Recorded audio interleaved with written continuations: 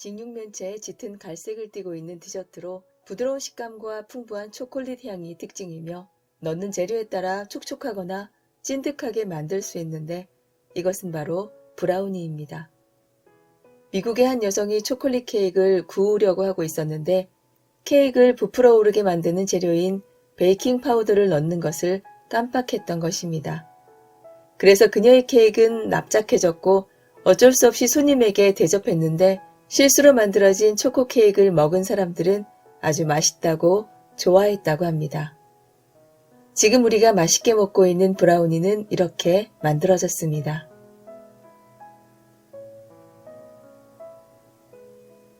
시리얼은 켈로그 창업자인 윌리엄 키에스 켈로그가 실수로 만든 음식으로 켈로그의 주요 상품이며 우리나라에서도 가장 흔히 먹는 시리얼 브랜드입니다.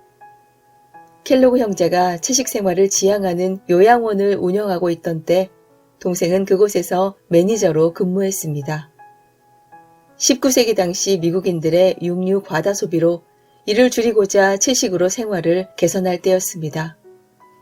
이러한 것에 기반을 둔 켈로그 형제는 요양원에서 노인들에게 식사를 준비하기 위한 채식 위주의 건강식품을 개발하고 있었는데 어느 날 노인들에게 식사를 드리기 위해 25인분이 넘는 밀반죽을 만들다가 자리를 비우게 됐습니다.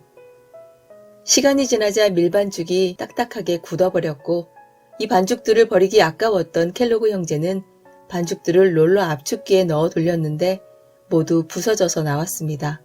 그리고는 부서진 반죽 조각을 불에 구워 노인들에게 아침으로 내놓게 되었습니다.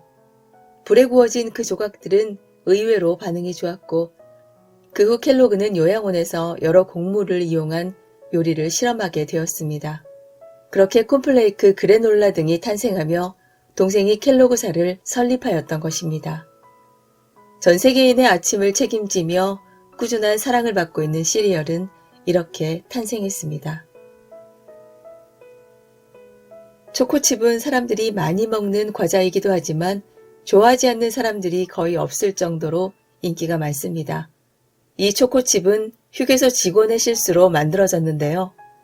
1930년대 미국 매사추세츠주의 어느 고속도로 휴게소에서는 초콜릿 반죽으로 구운 쿠키가 아주 인기가 많았습니다. 어느 날 쿠키를 굽는 휴게소 직원은 반죽이 다 떨어졌다는 사실을 알게 되었고 고심을 하던 끝에 쿠키 반죽 위에 초콜릿이 녹아내려 반죽과 합쳐지길 기대하며 초콜릿 조각을 얹은 채로 구워내기 시작했습니다. 하지만 예상과 달리 초콜릿은 녹지 않은 채로 반죽 위에 콕콕 박힌 쿠키가 된 것입니다. 그 직원은 자신이 망쳐버렸다고 생각했지만 손님들의 반응은 의외로 폭발적이었다고 합니다. 그렇게 우리가 좋아하고 흔히 먹는 초코칩 쿠키가 탄생하게 된 것입니다. 감자튀김은 1850년대에 미국에서 사람들이 일상적으로 먹는 음식으로 자리 잡고 있었는데 두껍게 썬 감자를 기름에 튀긴 후 포크로 찍어 먹는 방식의 이 음식에서 포테이토 칩이 탄생하게 되었습니다. 뉴욕 근교에 위치한 작은 레스토랑을 운영하는 괴짜 영감님이 있었습니다. 이름은 조지 크럼. 흑인과 인디언의 혼혈이었던 그는 다혈질로 화를 잘 냈고 동시에 냉소적인 사람이었다고 합니다.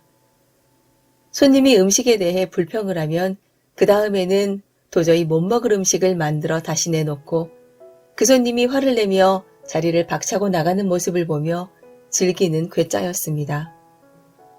그러던 어느 날 레스토랑을 방문한 손님은 감자튀김이 너무 두껍고 잘 익지도 않았다며 불평을 하자 화가 난 크럼은 특유의 괴짜 버릇이 발동해 주방장에게 감자를 포크로 찍을 수 없도록 최대한 얇게 썰라고 한 후 얇게 썬 감자를 냅킨에 싸서 30분 동안 얼음물에 담갔다가 뜨거운 기름에 넣어 튀겼습니다. 그래도 분이 풀리지 않았는지 소금도 팍팍 쳐서 손님에게 주게 되었는데 더 맛없다고 불평하기는커녕 너무 맛있다며 다 먹고 더 달라고 했다고 합니다.